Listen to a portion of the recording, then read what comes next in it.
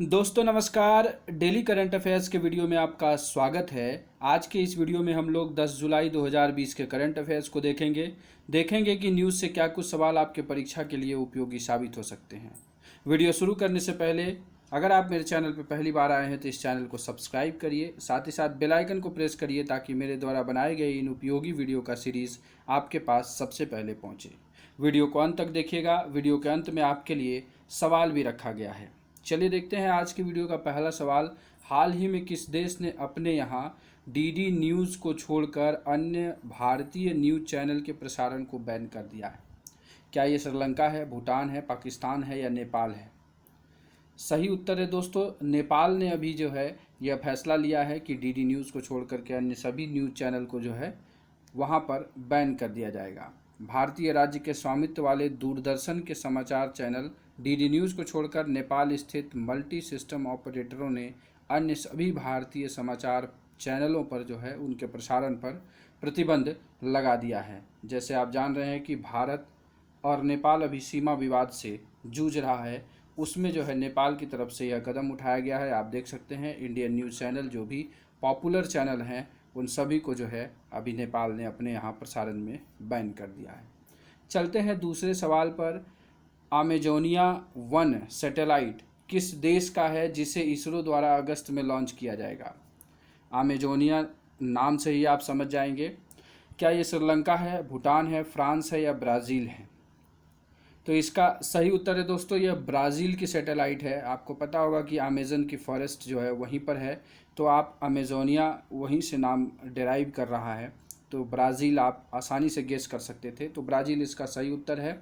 चलिए देखते हैं इसके पीछे के कुछ फैक्ट्स को। तो ब्राज़ील द्वारा जो है पूरी तरह से विकसित किया जाने वाला पहला पृथ्वी अवलोकन उपग्रह जो भारतीय अंतरिक्ष अनुसंधान संगठन द्वारा लॉन्च किया जाएगा। इस उपग्रह को जो है आमेजेनिया 1 के नाम से जाना जाएगा और इसरो द्वारा अभी तक जो है इसकी अमेजोनिया 1 की सटीक लॉन्च तिथि जो है वो नहीं दी गई है, लेकिन संभावना है कि इसे अगस्त में 2020 में लॉन्च किया जाएगा। तो आप देख सकते हैं ये है वो सैटेलाइट अमेजोनिया 1। अब और थोड़ा कुछ जानते हैं अमेजोनिया 1 के बारे में। तो अमेजोनिया 1 जो है मूल रूप से एईबी क्या है? ये जो है ब्राज़ील की अंतरिक्ष एजेंसी है। तो एजेंसिया एईबी जो है एजेंसी है और ये मुख्य उपग्रह प्रक्षेपण वाहन VSL-1 द्वारा जो है 2008 में इस अमेजोनिया 1 को लॉन्च किया जाना था, लेकिन तकनीकी कारण से इसे रद्द कर दिया गया। अब जो है अमेजोनिया 1 जो है भारत के सतीश धवन अंतरिक्ष केंद्र श्रीहरिकोटा से PSLV के पेलोड के रूप में जो है इसे लॉन्च किया जाएगा। अमेजोनिया 1 का संचालन जो है चीन ब्राज़ील अर्थ रिसोर्स सैटेलाइट प्रोग्राम CBERS के साथ होगा। चीन और ब्राज़ील के बीच जो है CBERS कार्यक्रम के तहत 6 उपग्रह जो है उसे लॉन्च किया जा चुका है। पहला उपग्रह 1999 में लॉन्च किया गया था CBERS के नाम 1 के नाम से, और अंतिम अभी 2019 में CBERS 4A को लॉन्च किया गया। अमेजोनिया 1 जो है यह पहला उपग्रह होगा जिसे एईबी द्वारा पूरी तरीके से, अब एईबी क्या है? एईबी जो है ये ब्राज़ील की अंतरिक्ष एजेंसी का नाम है। अब जो है ये क्या है, उनके द्वारा जो है डिज़ाइन किया हुआ एकीकृत और परीक्षण किया गया है, और इसको लॉन्च करेगा कौन? इसको लॉन्च करेगा इसरो। ठीक है, तो ये हम लोगों ने देखा अमेजोनिया 1 के बारे में। चलते हैं तीसरे सवाल पर। हाल ही में जारी किए गए एक इंडेक्स के अनुसार कौन सा शहर विश्व में वायु प्रदूषण से सबसे अधिक आर्थिक रूप से प्रभावित है? देखिएगा यहाँ देश नहीं पूछा गया है, शहर पूछा गया है। क्या ये मैक्सिको है, पेरिस है, दिल्ली है या शंघाई है? सही उत्तर है दोस्तों, दिल्ली जो है ये विश्व में जो है वायु प्रदूषण से सबसे अधिक आर्थिक रूप से प्रभावित है। आइए कुछ फैक्ट्स एंड फिगर के बारे में जानें। तो पर्यावरण समूहों ने 9 जुलाई 2020 को एक ऑनलाइन टूल लॉन्च किया जिसके अनुसार भारत की राजधानी नई दिल्ली में वर्ष 2020 की पहली छमाही के दौरान वायु प्रदूषण से विश्व में सबसे अधिक आर्थिक प्रभाव जो प्रति व्यक्ति आधारित है ये पड़ा है। अब इस ऑनलाइन टूल के बारे में जाने तो ये ऑनलाइन टूल का नाम क्या है, क्लीन एयर काउंटर नाम है उसका। वायु प्रदूषण के कारण स्वास्थ्य प्रभाव का अनुमान लगाने के लिए क्लीन एयर काउंटर टूल उन मॉडलों का उपयोग करता है जिसे global burden of disease GBD के महामारी विज्ञान अवलोकन अध्ययन के तहत तैयार किया गया है। मतलब जीबीडी में जो भी आपको जो है बीमारी दिया गया है, स्वास्थ्य पर प्रभाव पड़ता है किनसे, वायु प्रदूषण से, उन सब चीज़ों को इसने क्लीन एयर काउंटर जो है इस ऑनलाइन टूल ने जो है उसी अनुसार सभी मापन किया है। और मापन के अनुसार यह कहा है कि जो है दिल्ली आर्थिक रूप से सबसे ज़्यादा प्रभावित है, किससे, वायु प्रदूषण से। और जानते हैं इसके बारे में, तो जो ये उपकरण है, इस उपकरण को वैश्विक पर्यावरण संगठन जो कि green peas, centre for research on energy and clean air, जिसका कि हेडक्वार्टर हेलसिंकी फिनलैंड में है, और आई क्यू एयर विजुअल में क्षेत्रीय दक्षिण पूर्व एशिया कार्यालय के संयुक्त प्रयास के तहत जो है इसे लॉन्च किया गया। और क्लीन एयर काउंटर टूल जो है दुनिया के 28 प्रमुख शहरों में स्मॉग पॉल्यूशन, जो स्मॉग प्रदूषण है उसको मापता है।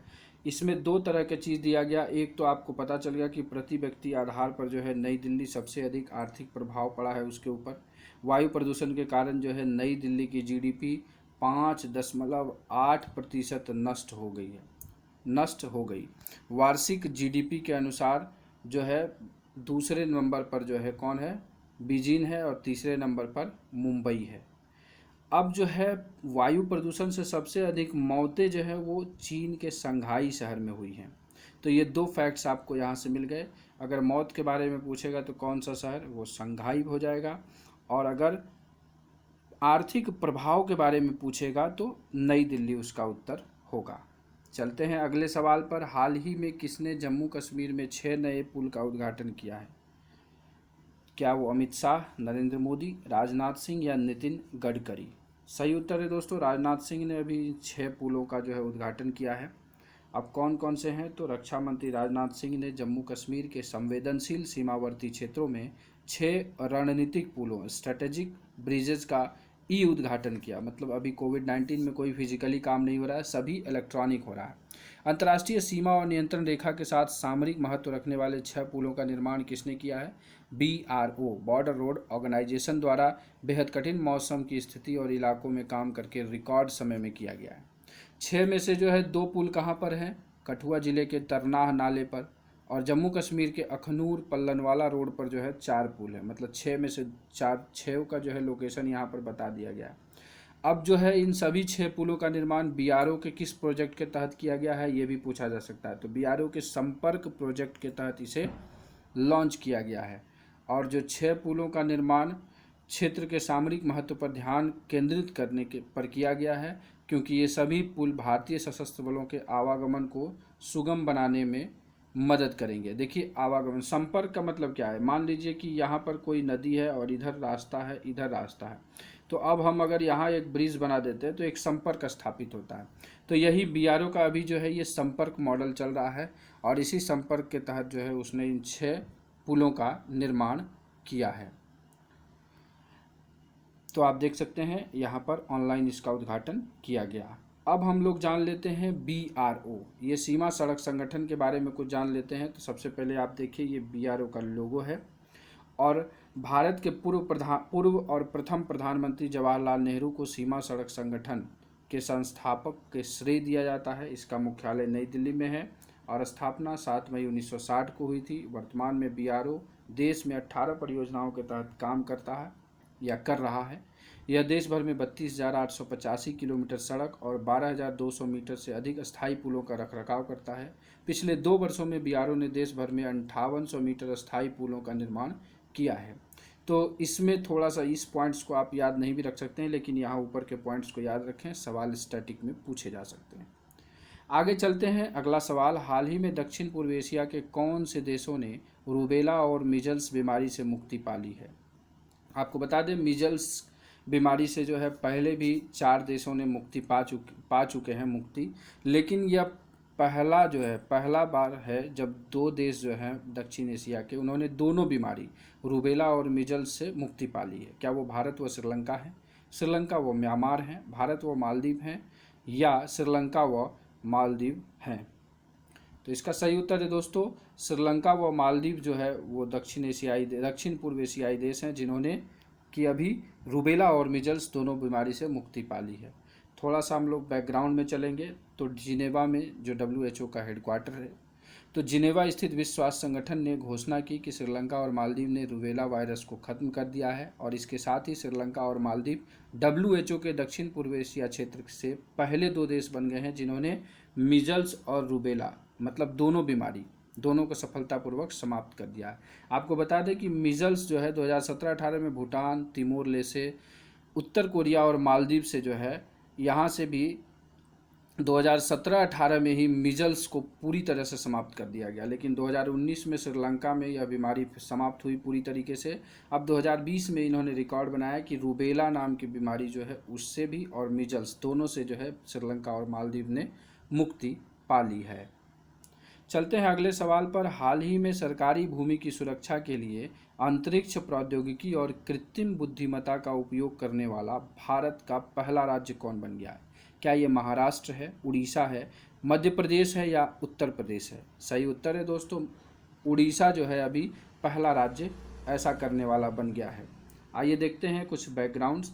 राज्य की राजधानी भुवनेश्वर में सभी सरकारी ज़मीनों की निगरानी के लिए BLUIS फुल फॉर्म होगा Bhubaneswar land use intelligence system नाम का वेब और मोबाइल आधारित समाधान को लॉन्च किया गया है। उड़ीसा के मुख्यमंत्री नवीन पटनायक ने इसे लॉन्च किया है। काम क्या करेगा ये? सरकारी भूमि में अतिक्रमणों का पता लगाने के लिए दशकों से उपयोग किए जा रहे तंत्र के वर्तमान मैनुअल मोड में पर्याप्त पारदर्शिता और जवाबदेही की कमी के कारण जो है इस ऑनलाइन पोर्टल को, जिसका नाम Bhubaneswar land use intelligence system है, उसे लॉन्च किया गया है। आप चित्र में देख सकते हैं कि उड़ीसा CM नवीन पटनायक लॉन्चेज BLUIS। सातवां सवाल देखें। हाल ही में मंगोलियाई कंजूर पांडुलिपियों के प्रथम 5 पुनर्मुद्रित अंक किस मंत्रालय ने जारी किए हैं? क्या ये संस्कृति मंत्रालय ने जारी किया, पर्यावरण मंत्रालय ने, उद्योग मंत्रालय ने या अल्पसंख्यक मंत्रालय ने? सही उत्तर है दोस्तों संस्कृति मंत्रालय ने अभी इसे लॉन्च किया है। ये देख सकते हैं संस्कृति मंत्रालय के मंत्री, इन्होंने ये भूटान के राजनयिक हैं उनको मंगोलिया के ये राजनयिक हैं उनको जो है ये क्या है प्रदान किया गया है। और इसके बारे में जो है धर्म चक्र दिवस के दिन जो है प्रधानमंत्री मोदी जी ने घोषणा की थी कि हम पुनर्मुद्रित कर रहे हैं मंगोलियाई कंजूर पांडुलिपियों को और उसको जो है हम आपको देंगे। तो ये जो है 5 अंक हुए हैं, इसमें सबसे पहला जो है वो रामनाथ कोविंद जी जो हमारे भारत के राष्ट्रपति हैं उनको प्रदान किया गया। दूसरा आप देख सकते हैं यहाँ मंगोलियाई राजदूत, इन सब लोगों को, और इस तरह से 5 जो है वितरित किया गया है। आइए देखते हैं अगला सवाल। हाल ही में EESL ने EV चार्जिंग इकाइयों और उससे संबंधित बुनियादी ढांचे को विकसित करने के लिए किसके साथ समझौता किया है? क्या भेल के साथ, HAL, नोएडा या स्पार्क के साथ? तो आपको बता दें कि जो नोएडा है, नोएडा के साथ जो है अभी EESL ने जो है EV चार्जिंग इकाइयों संबंधित बुनियादी ढांचे के लिए जो है समझौता किया है। अब नोएडा का फुल फॉर्म आपको पता ही होगा, या नहीं तो मैं बता देता हूँ आपको। New Okhla industrial development authority Noida का फुल फॉर्म है, और EESL जो है एनर्जी एफिशिएंसी सर्विस लिमिटेड जो कि ऊर्जा के क्षेत्र में काम करती है, वो इन चीज़ों के लिए अभी समझौता ज्ञापन किया है। इस समझौता से होगा क्या?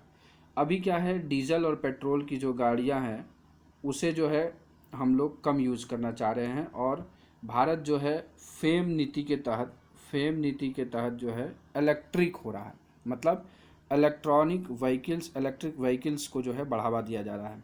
तो अब इलेक्ट्रिक व्हीकल्स में क्या है, ईंधन के रूप में क्या काम करता है, वो है चार्जिंग। तो अब चार्जिंग जो है सबसे ज़्यादा इशू हो रहा है कि कैसे हम चार्जिंग का सिस्टम लाएं। तो इसके लिए जो है इलेक्ट्रिक व्हीकल चार्जिंग इकाई के लिए जो है अभी नोएडा के साथ जो है new Okhla industrial development authority के साथ EESL ने अभी एक मेमोरेंडम ऑफ अंडरस्टैंडिंग को साइन किया है।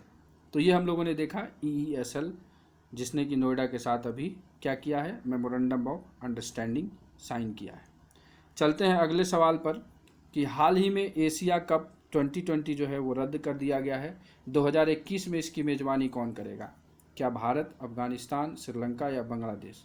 तो आपको बता दें कि इसकी अब मेज़बानी 2021 में श्रीलंका करेगा। एशियन क्रिकेट काउंसिल ने पुष्टि की है कि एशिया कप 2020 को रद्द कर दिया गया है। अब पाकिस्तान जो है 2020 वाला जो है पाकिस्तान UAE के साथ, पाकिस्तान जो है इस बार की टूर्नामेंट की मेज़बानी UAE में करने वाला था, लेकिन अब ये रद्द हो गया है। 2021 में अब श्रीलंका इसकी मेज़बानी करेगा, फिर 2022 में जो है इसे पाकिस्तान मेज़बानी करेगा। तो ये हम लोगों ने एशिया कप 2020 या एशिया कप के बारे में जाना। चलते हैं आज के वीडियो के अंतिम सवाल पर। हाल ही में किस देश में पहली गोल्ड प्लेटेड 5 स्टार होटल बनाया गया है? क्या ये दुबई है, वियतनाम है, इंडोनेशिया है या सऊदी अरब है? सही उत्तर है दोस्तों वियतनाम में जो है अभी पहली गोल्ड प्लेटेड 5 स्टार होटल बनाई गई है। आप ये चित्र में देख सकते हैं, world first gold plated hotel कहाँ बनाई गई है? वियतनाम में बनाई गई है। चलिए, तो वीडियो का यह अंतिम सवाल था। अब देखते हैं, कल मैंने आपसे सवाल पूछा था, हाल ही में किसे अंतर्राष्ट्रीय वित्तीय सेवा केंद्र प्राधिकरण IFSCA के प्रथम अध्यक्ष के रूप में नियुक्त किया गया है? तो लगभग सभी लोगों ने सही उत्तर दिया। इसका सही उत्तर है इंजेती श्रीनिवास, और कुछ लोगों ने डिटेल उत्तर भी दिया। मैं फिर कहूँगा कि आप डिटेल एक्सप्लेनेशन के साथ अपने उत्तर को कमेंट किया करिए, ताकि आप अपनी जानकारी को और इन्हेंस कर सकें और उसे रिप्रोड्यूस करने में आपको काफ़ी मदद मिलेगी। चलिए आज का सवाल देखते हैं। आपके लिए आज का सवाल है, हाल ही में बैटरी से चलने वाला ड्यूअल मोड संटिंग लोको का क्या नाम है? क्या शेषनाग है, वज्रदूत है, नवदूत है या ड्रैगन है? सही उत्तर आप कमेंट बॉक्स में एक्सप्लेनेशन के साथ करिएगा। अब अगर यह वीडियो अच्छा लगा हो तो आप अपने सारे एजुकेशनल ग्रुप, सारे व्हाट्सएप ग्रुप और फेसबुक ग्रुप और फेसबुक फ्रेंड को ज़रूर शेयर करिएगा। आपसे यह रिक्वेस्ट है। अच्छा लगा हो तो लाइक भी करिएगा, और चैनल पे पहली बार आए हैं तो इस चैनल को सब्सक्राइब ज़रूर करिएगा। And at last, thanks for watching this video.